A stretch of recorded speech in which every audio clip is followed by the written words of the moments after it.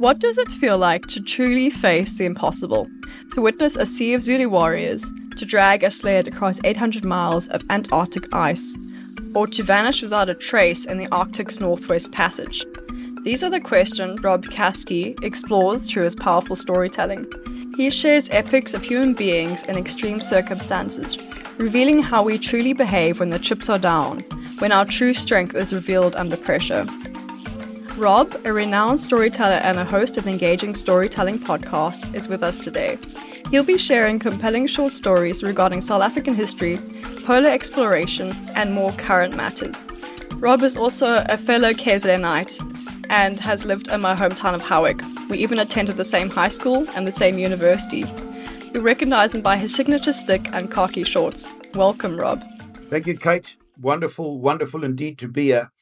I really liked your introduction, and I must say from the outset that I think human beings are a bit like tea bags. We show our true strength in hot water, and I am very interested in the behavior of human beings when things go wrong, when the chips are down. Hence, my draw really to the stories that I tell. But let's crack on with them with pleasure. Great, wonderful. I think you're right in that. I think people only grow stronger when they face trials, and often the diamond is revealed when we go through severe trials. All right, so Rob, I'm just curious. You originally studied and agriculture. Your first question asks Yes. about my studying agriculture and how did that transition into a world of history and storytelling. And we can really answer your first two questions at once here, because I studied agriculture at the University of Natal in Pietermaritzburg from 1986 to 90. And during that time, I did a lot of trips on motorbikes into various parts of Africa. Many of them alone. I developed the reputation amongst my peers of being a little bit crazy and taking perhaps risks that they perhaps were not prepared to take, or had conservative parents who said that a motorbike was absolutely verboten. And when I used to come back from those trips, there was always a group of people who wanted to hear what had happened on the bike. And eventually, our group grew so large that there were a lot of people listening to those stories who I didn't know.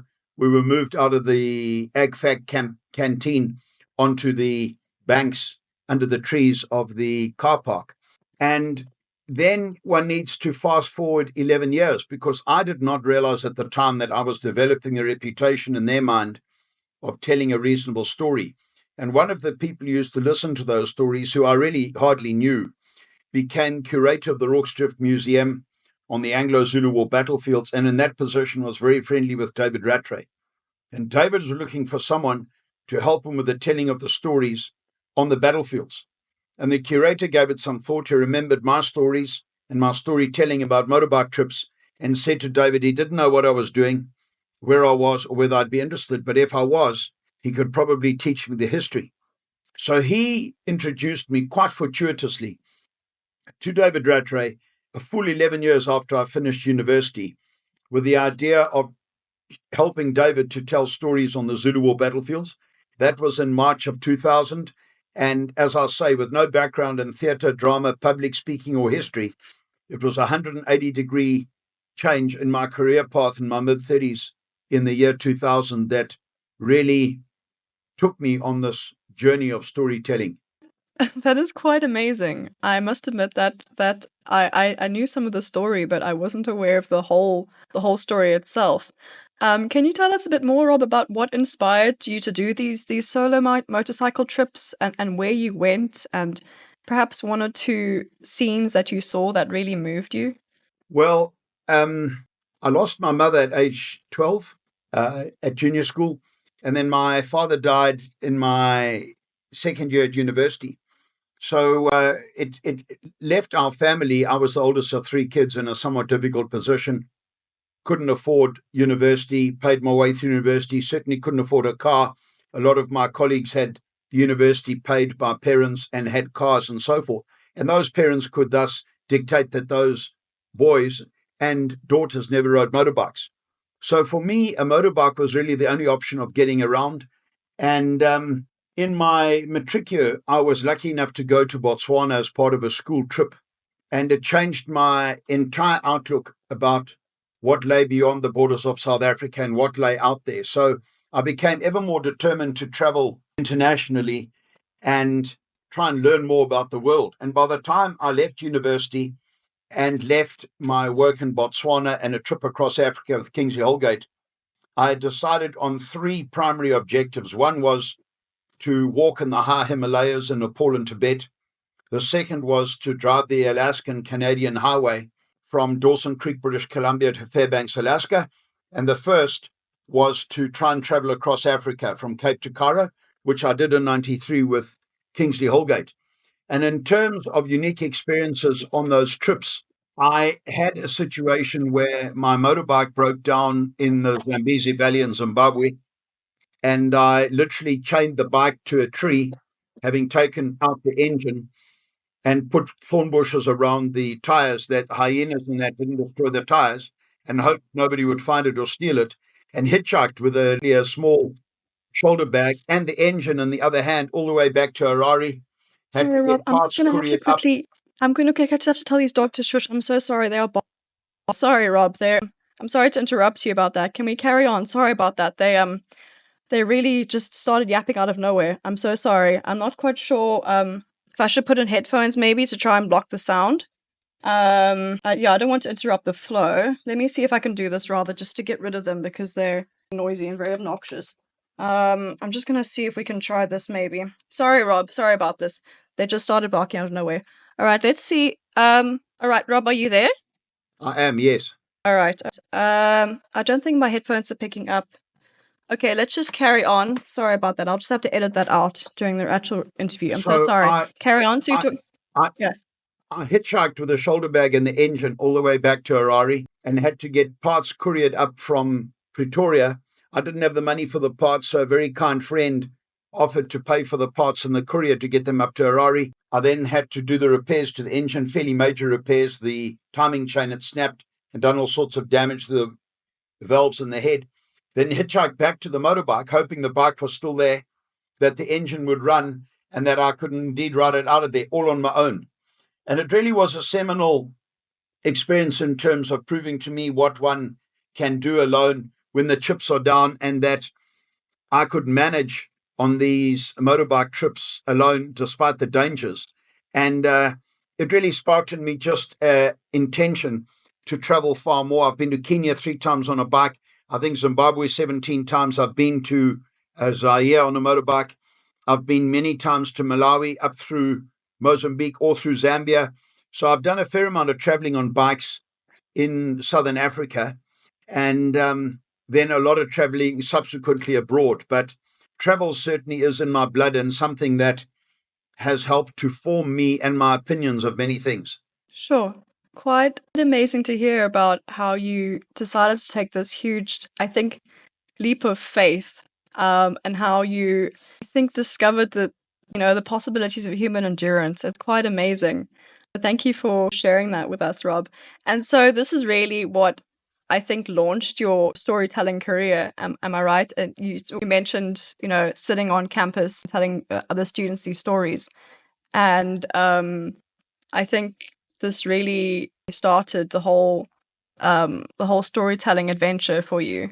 Well, completely unbeknownst to me at that time, Kate, I was unaware that my stories were moving and influencing my fellow students the way that they were. And I never really gave it another thought until 11 years later when the curator of the museum suggested I meet with David Rattray. Because, as I say, storytelling, debating, history, public speaking had not been part of my reference frame in any way up to that point. Sure, sure. Quite amazing. And so, from meeting David Rattray, how did you carry on from there? How did things grow and develop? Well, look, I guess I grew up with Zulu children on a farm outside of Moy River. My nursemaid was Zulu. I spoke Zulu alongside English growing up. I was interested in history at school. And because I spoke Zulu, I served with Zulu troops during my national service. So when I look back over my career, I realized that I had quite a lot of contact, really, and affinity with Zulu people and a great respect for them as a warrior nation. With David Rattray, it was like doing another degree, the studying of the history of the Anglo-Zulu War and its background, to share the stories, host conversations, host dinners, answer questions, to the depth that he did really was like doing another degree. And then, of course, David Rattray, as you would be well aware, was brutally murdered on the 26th of January of 2007, aged 48. And that left Fugitives Drift and the rest of us high and dry. And I was always sure, as was Karen, my partner, that the product was bigger than the man. There were so many doomsayers who felt that Fugitives Drift would collapse upon the death of David Rattray, and we were determined to prove that it wouldn't. The following year, the world economy went into free fall. 2008, there was this mighty economic crash around the world. So we had this double whammy with David's death in 2007, then the economic crash in 2008. But we were fortunately able to keep the lodge going very well. And I stayed on for another 5 years after David's death. But I always wanted to paddle my own boat, aware that the Rattray boys would one day be drawn back into the fold of Fugitives Drift. And there were other places and other stories and other interests that I certainly wanted to pursue. So I left Fugitives Drift in September of 2011 to paddle my own boat and largely to pursue my interest at the time and my deep desire to visit Antarctica. Sure, sure. So I'm curious about pursuing the thread. I'm so sorry, Rob. I'm gonna have to stick these dogs outside. I'm gonna have to pause us and actually stick them outside. They're going. Oh, sorry about that. So I'm curious to get onto the thread of Antarctica. So you mentioned to me that you have loved the stories of Arctic exploration. Could you give us a little bit more about that and what you're currently doing in that direction? So I grew up with parents who spoke, as most Anglophilic people do, about Captain Scott of the Antarctic. And there was this tragic story associated with Captain Scott. My parents told me that he got to the pole and died on the way back, but they couldn't really tell me anything more about it. And they certainly couldn't tell me anything further about the other great players in this race for the South Pole at the turn of the last century. So I began, as I grew up and could obviously read, to learn more about them and realized that there were other players involved in this race for the South Pole besides Scott. Men like Roald Amundsen, who got to the South Pole first, Ernest Shackleton, and many others. And their stories were perhaps as remarkable as Scott's. Scott's was the tragic British hero because he got to the pole second and died on the way back. And he would never have enjoyed the fame that he did as a tragic hero had that not happened. And as I read more about it, I learned that Antarctica is this extraordinary place, the seventh largest continent on Earth, the highest, driest, coldest, windiest continent on our globe. And I really wanted to get there, to see it and experience it. And as I began to investigate trips to Antarctica, I realized that the idea of going there as a fee-paying passenger was completely impossible.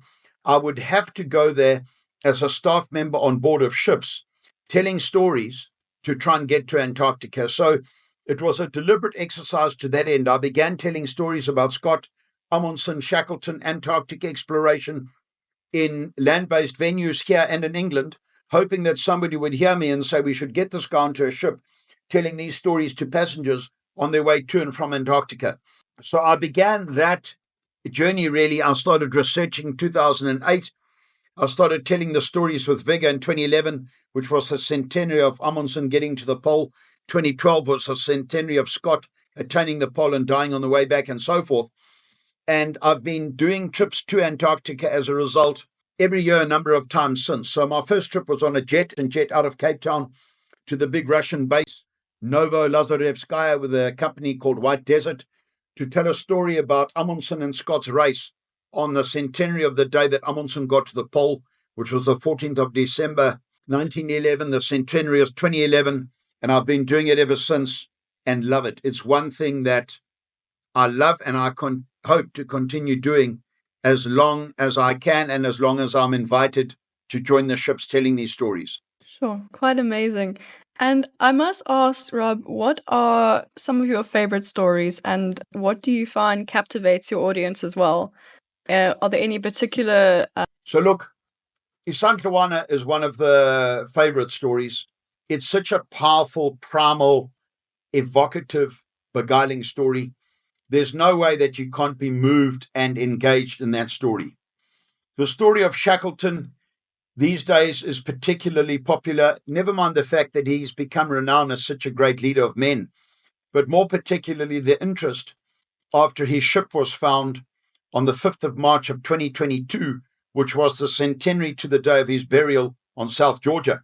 But in all that, I often tell stories about the last Napoleon, Louis Jean-Joseph Napoleon, who was effectively going to be Napoleon IV, who died in an ambush situation on the 1st of June of 1879, ambushed by Zulus in the Itiotiosi Valley, defended himself bravely, but was eventually overrun by Zulus.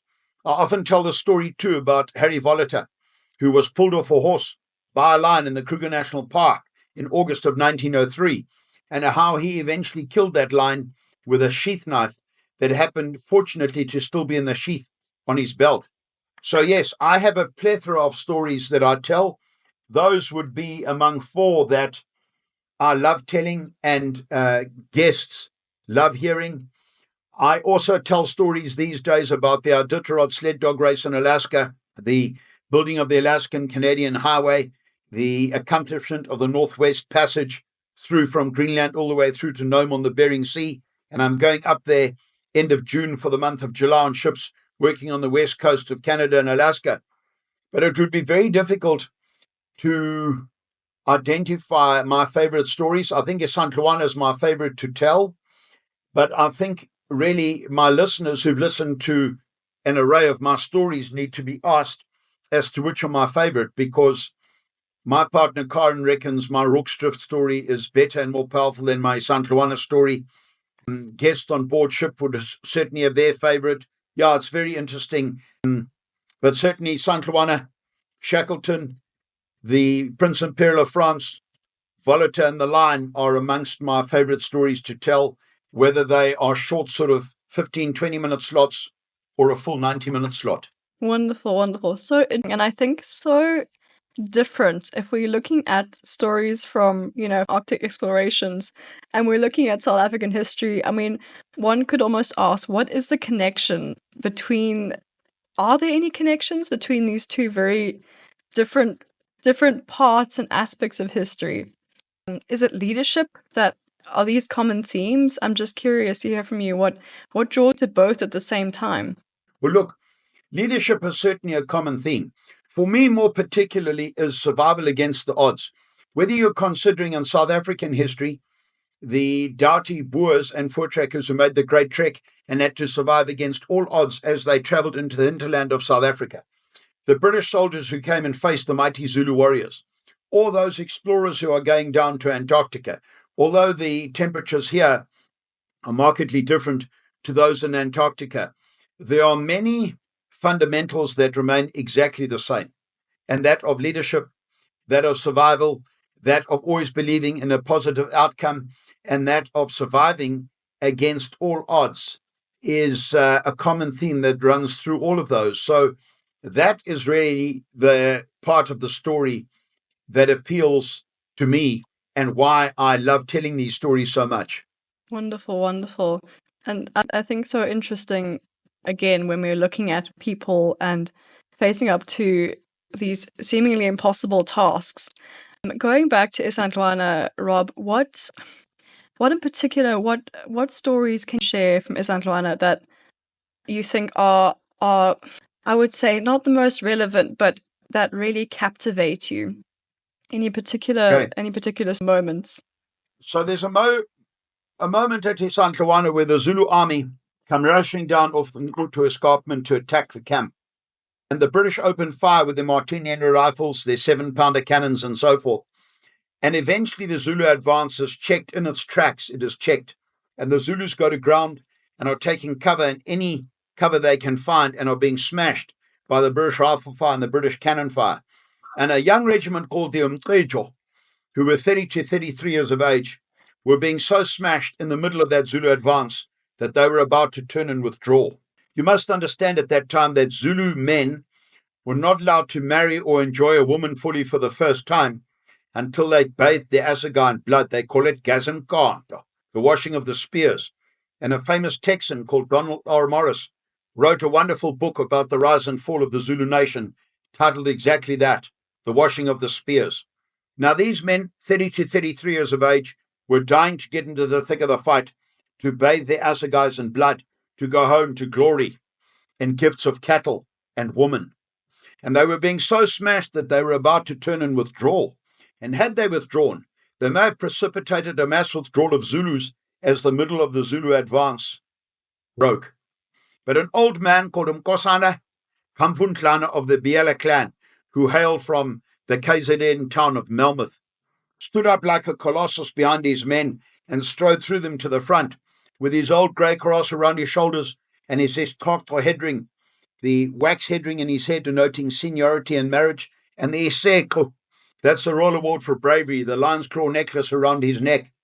And he turned his back on the British line and he bellowed at the young warriors. He shouted, Yeninalapya, Ningabaleg, Ningabaleg, Ungashanganjal. You meant don't run, don't run. The small branch that extinguishes the flames, that was one of King Kachwa's praise names, gave us no such order. With that, half his head was carried away by a British bullet, and he fell dead. But the rallying cry had been made and heard by his regiment and the regiments adjacent to it. And in the face of this bravery and the supreme sacrifice of his own life, the Zulus rose up like a black wave, and they began to fall on that thin red British firing line. Now, I've always loved this story. The Zulus will tell you with conviction that there's a moment in the battle where it hung in the balance and may well have gone the British way had this old man not rallied the Zulus.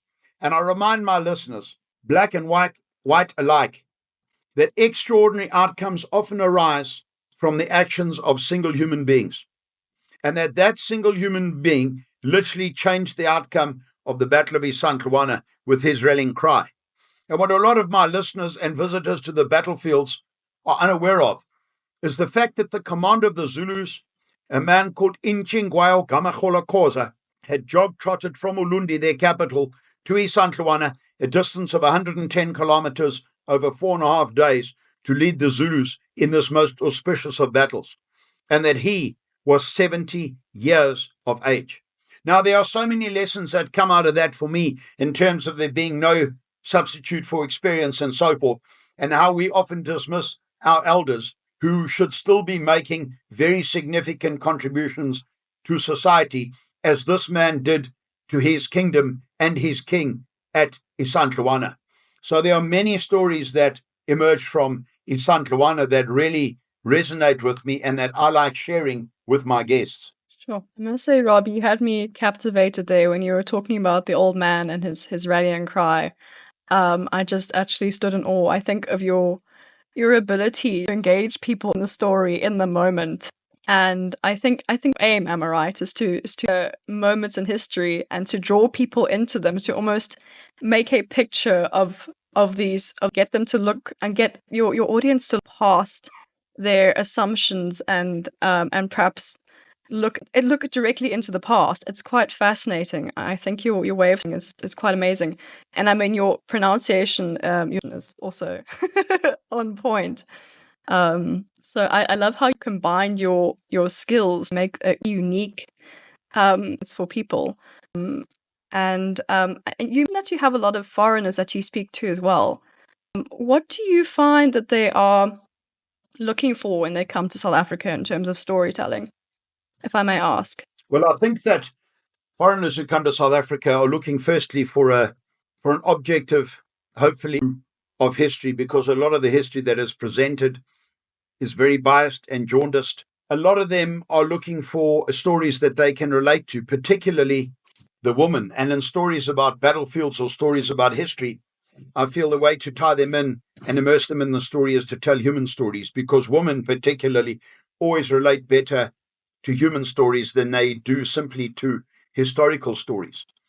I always try to tell a story as if I'm seeing it happening in my mind's eye, and then describing that vision of what I'm seeing to the audience to make it easier for them to understand. Because the stories of Isandlwana and Rorke's are very complex. And if you were to read them in a book, written often by the academics, it is a very, very difficult riddle to try and solve and make sense of. So I'm always trying to take the audience from A to Z in such a way that it's coherent, it's easy to follow, it makes sense, and you don't lose the audience along the way. And I, most importantly, Kate, want to change positively the way people think and feel. So I'm very aware that people, especially foreigners, would arrive on a battlefield tour to go to the Anglo-Zulu War battlefields with a preconceived notion, often created by that 1963 classic movie Zulu, as to what happened and why. And I'm hoping that by the end of the day, I have changed positively their outlook, their opinion, and reinforced a changed, more positive, objective opinion as to what happened and their thoughts thereof. So that is very important in all the stories I tell. Sure, sure. Quite amazing. And again, I think done with a lot of skill and consideration towards what your audience needs, but also the stories that you're telling. Can I ask, Rob, how do you balance the need for historical accuracy with the creativity needed for effective storytelling? How do you so that it comes out both engaging but also, if I might say, impactful or meaningful? Now, that's a very, very good question. I mean, university friends and my peers that I mix with today often say, Caskie never lets the truth stand in the way of a good story. Well, that's absolute nonsense, because oftentimes my listeners are experts in the field that we are talking about, whether it's Isandlwana, Rorke's Spionkop, Arctic or Antarctic exploration, and so forth. So I balance it by trying to make sure that I am never wrong in my facts. The facts, as we know, they must be 100%. If you are going to extrapolate a view from the fact, then you need to make it very clear that that is your opinion. I always say, I think, or in my opinion, or in my view, that the guest knows that that is my opinion or my view rather than my stating a fact. I often try and break up the serious historical narratives with little bits of humor. And I always make sure that the guest knows when I go off at a tangent or say something humorous, that that is exactly what it is and is not a factual part of the greater story we are telling. Because if you tell a story that is factual and historical and remain serious for the entire time, you can rest assured you're going to lose the audience. You have to tell a story that is serious and lighthearted, fast and slow, but like a good piece of music. It needs repetition and cadence and volume and note. But the same note, if it's not resonating with the audience, you've got to drop it. Changing its cadence or changing its volume is not suddenly going to create a different response. So I try and never, ever be wrong in my facts. And if somebody comes to me with irrefutable evidence that something I've said is incorrect, I will change my story regarding that particular fact immediately. If I extrapolate from a fact and say, I think this could have happened, or I think this may have been the result of, I always make it clear that it's my view, my thinking, or my opinion. And somehow in all that, you can create a story that I hope appeals to all, is engaging, is factual, and indeed prompts a change and rethink of their mindset regarding whatever subject you're discussing. Fascinating. And Rob, is this advice that you would give to, what advice would you give to aspiring historians who are wanting to become storytellers, or who are looking into becoming storytellers? Look, where would you advise them to start? It's a tricky question. That is a great. Would you advise them? That is a great question, and I get asked that question a lot.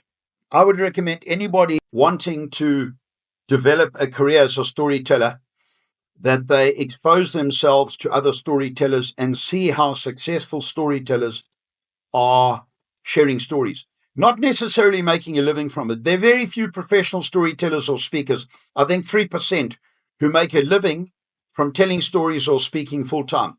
Most have got another career path and they storytell or speak on a part-time basis. But I would recommend that. Sorry, Rob. Sorry, I just wanted to pause while the dog Sorry, let's carry on. I'm sorry, they really are being such a pain. They're not actually my dogs. I'm not quite sure what to do with them. Sorry, let's just carry on. Sorry about that. I would recommend to young people that they listen to other storytellers, podcasters, whether live or online, to get an idea of what makes a good story firstly. Then they need to create a style that is uniquely theirs. They should not mimic or parrot someone else. I think that comes through very quickly when someone is trying to mimic the style and the storytelling manner of someone else. Most importantly, I tell young people that they need to continue to use their ears more than their mouths. I always say use your receiver more than your transmitters. Young people these days, Kate, are the most predatory listeners I have ever met. I'll say that as a generalization, but the entitled youth today are great at interjecting, interrupting, wanting to add their opinion, their statement, and often don't allow people from whom they should be gleaning a great deal of information and a future storytelling objective from. They interrupt, they add their own piece, and they've never learned the notion that they were given 2 ears and 1 mouth for a very specific reason. So actively try to assist young storytellers who come to me and are prepared to listen and take advice and perhaps consider my recommendations and my viewpoints. The others who want to interrupt, interject, oh no, that's old-fashioned, that's far too staid, they must find their own path and find their own way forward, in my opinion. And unfortunately, that is the case with many of them. Yes, and unfortunately, you're right, we do live in an era where we have, a generation who don't necessarily know how to listen or how to actually learn from other people. Unfortunately, I think our universities have taught a lot of youngsters that they know everything and that they don't actually need to learn, which is not the case. And it can be very frustrating, but I admire the way that you are willing to engage with young learners despite that. Rob, before we carry on, I want to get an anecdote from you. During your time in Antarctica and in the Arctic, what are some anecdotes either from your own experiences or from sorry, I'm gonna have to shush these listening. Okay, what are some anecdotes from either your own experiences in Antarctica or in the Arctic, or stories that you've told that really stuck with you? Again, like you shared, Isantwana, are there any stories that have captured your imagination or the imagination of your audience? I know Shackleton is a popular one, but I'm sure there are other stories to be told. Oh, look, there are many, and we sadly don't have the time for many of them here. But I will tell you that there was a remarkable and fantastic French doctor called Jean-Baptiste Charcot, who always wanted to become a polar explorer. And the death of his father, who was a very well-known physician in France, left him with a fortune, I think 400,000 francs. And he was able to buy his own ship to take off down to Antarctica, which was called the Francais. And the Francais ended up overwintering in Antarctica. He was clever enough to block the entrance to a narrow bay with chains, that big blocks of ice and icebergs couldn't come in and destroy his ship. And being French, they do everything quite differently to the rest of the world. They took mum champagne with them, and Charcot and his geologist, a man called Brangois, are photographed drinking champagne, sitting in the snow with a little picnic table and chairs with the ship behind them for Vogue magazine. And on that journey, they had a pig with them called Toby, and Toby managed to get hold of a bucket of fish that a fisherman was pulling out of the ocean for fresh meat and fish, which makes a very welcome addition to the diet. And he was cutting off the hook in the mouth and just putting the fish in a bucket. And unbeknownst to him, Toby came up, knocked over the bucket and ate the fish and ended up with a stomach full of fish hooks. and they begged poor old Charcot to operate on Toby, which he said was not going to end well. They're quite sure they'd lose Toby, and he operated on Toby, and of course the poor pig perished. Well, that ship went on to ride up on a big raft of rocks. It was very badly damaged. The back of the ship actually went underwater. It slid back off the rocks, doing more damage to itself. And they managed to repair it at Port Lockroy and sail it, in fact, back to Europe. But he repeated the exercise on a ship called the Pourquoi Pas. I don't know if I'm saying that correctly. Pourquoi Pas in French, which means why not? Because he was always asked, jumping into swimming pools and all that as a kid, what he wanted to be. And he said a polar explorer. And his parents and adults remonstrated with him, and he said, why not? Pourquoi pas? Anyway, would you believe that that second ship hit rocks in much the same way as the first? They managed to repair it temporarily and sail it into Whalers Bay in Deception Island in the South Shetland Islands.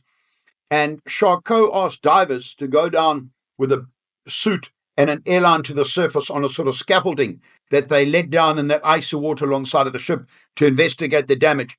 And Charcot said, when you surface, you report to me only on the condition of the ship. And the divers said the ship was so badly damaged that they advised very strongly that they abandon the ship there and then and find an alternative ride out of Antarctica. Well, not Charcot. They managed to repair that ship well enough to sail it all the way back to Montevideo in Uruguay, where it was scrapped and sold as scrap, and the men went back to France on a commercial liner. But if one wants a really flamboyant, wonderful explorer in Antarctic history that we are talking about, the golden age of Antarctic exploration, Jean-Baptiste Charcot is one of the finest of them all. And Robert Falcon Scott, the tragic British hero, always referred to Charcot as the gentleman of polar explorers. Now, I think if I wanted a compliment and an epitaph as a polar explorer, it would be the gentleman of polar explorers, Jean-Baptiste Charcot. Jean-Baptiste Charcot, and I've never even heard of him. One hears of all these big names. We know about Shackleton, we know about Scott, but Charcot, I think, again, someone who perhaps has been neglected in history and really shouldn't be. So thank you for sharing that, Rob. That's fascinating. Thank you so much for that anecdote. I'm sure our listeners will be quite interested in that. Rob, I just want to ask, you're currently working on season 2 of your podcast, Engaging Storytelling. What can listeners expect from this new season? All right, so we need to go back just a moment here. When lockdown set in South Africa in March of 2020, and our business for the next 18 months was cancelled 100%, I decided to start telling stories online, which I did through a platform called Patreon. And first year, I did a story a week. So I did 52 stories in the first year. And then I did a story every fortnight in the second year. But it amalgamated to 100 stories that I told during lockdown that people were very gracious to support us with. And it really helped save our bacon financially during COVID. I then stopped that platform and program when normal work resumed. And quite a lot of my followers and others said, hey, Rob, you should still be doing storytelling and podcasts on social media. So I revived the program and started to do a podcast as an audio only, not as a video, still on Patreon. But I learned that my historical narratives and my stories that I've told traditionally and made a living from now for 25 years were perhaps no longer engaging with the audience as they had during lockdown. And also I'm aware that many of those people might have supported me during lockdown purely to support me rather than because they were really enjoying the stories. They were simply assisting us financially, for which I am eternally grateful. I also, from folks who know far more about social media than I, Kate, am advised to reveal more about myself, my nature, my character, my background, who I am. Apparently, the audience are very keen on getting to know the presenters and the narrators a little better. So I've started this new season of engaging storytelling on Patreon, and I'm going to be talking about matters as and when they come up. So my first podcast was about waterfalls, which I love. I'm a Piscean. I spoke about waterfalls around the world, some of which I visited, some of which I still wish to visit, and some facts and figures about waterfalls. In the second, which is due to come out on Tuesday, I spoke about my week last week going up to Tabazimbi to speak for a mining company in the most extraordinary circumstances. I was flown there from Lanseria, feeling like a rock star in a helicopter. It was an incredible 2 days, and I speak, I hope, with some interest about that experience that my listeners will hopefully relate to. I'm then going to talk about things like bonsai. I have a large bonsai collection. I love bonsai trees. I love the nature and the culture and the history of bonsai. And I'm going to talk about stories as they come up.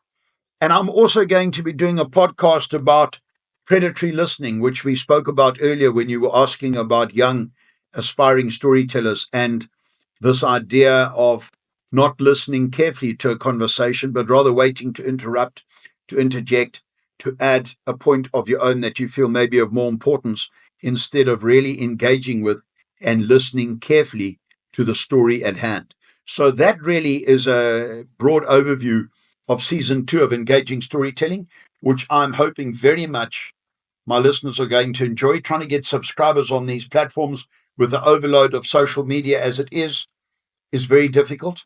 But I appreciate the support I have and look forward to further support that we're always very grateful for. Wonderful, Rob. Thank you. And where can our listeners find you? Well, it's very easy to find us.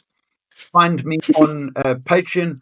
I think it's /robcaskie.com, or they can just look up my name if they can spell it on Patreon and it will come up immediately. I also have a fair number of videos out on YouTube, and my Patreon handle is certainly displayed on my website and my social media. Wonderful. Thank you, Rob. I'm sure our listeners will be chuffed to hear that.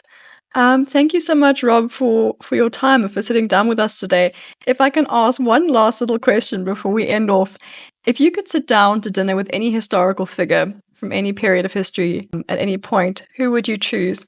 That is a wonderful question and a very good one, because I have many people who, normally people say if you could have a dinner party of 10, and it would be much easier if you said 10. But I think since I'm limited to your question of only one, I would love to sit down to dinner with none other than our great Field Marshal, Jan Christian Smuts, who I think was years ahead of his time, an extremely bright man. He may not have even honored me with a conversation on account of the difference in our intellectual levels. The one man who understood holism, a man who studied Latin and learned it in 10 days that he could study more formally botany, a man who was very involved in the League of Nations and the signing of the Vereniging Treaty to end the Anglo-Boer War. He, for me, would be probably number one on my list to sit down with and have a talk to about how different our country could be if things were done differently at the end of the Boer War and at the time of union of South Africa in 1910. So yes, Jan Christian Smuts. Fascinating choice. And I must say I agree. He was a fascinating character. I think incredibly dynamic. You probably know that he started the RAF, and I think that's only one of his contributions to not just South African history, but world history. So thank you for sharing that with us, Rob. So thank you so much, Rob, for being with us today, for telling us both about these fascinating parts of history, both in the Arctic and South Africa, and also just about storytelling as well. There's a lot that is perhaps known about it, especially here in South Africa, and yet it's such a wonderful and dynamic profession, and I think it must impact a lot of people and definitely change their perspective. I mean, you have changed mine just speaking about these Arctic history and South African history. So thank you so much for that. Kate, you're most welcome. Thank you for your time and your input, and for having me on your podcast as a guest, which I hope will be well received. It's been a pleasure speaking with you, despite the interruptions of borrowed, noisy dogs and so forth. Always a pleasure, and I look forward to our ongoing association. Yeah. All right, great. Thank you, Rob. All right, I'm going to stop us here.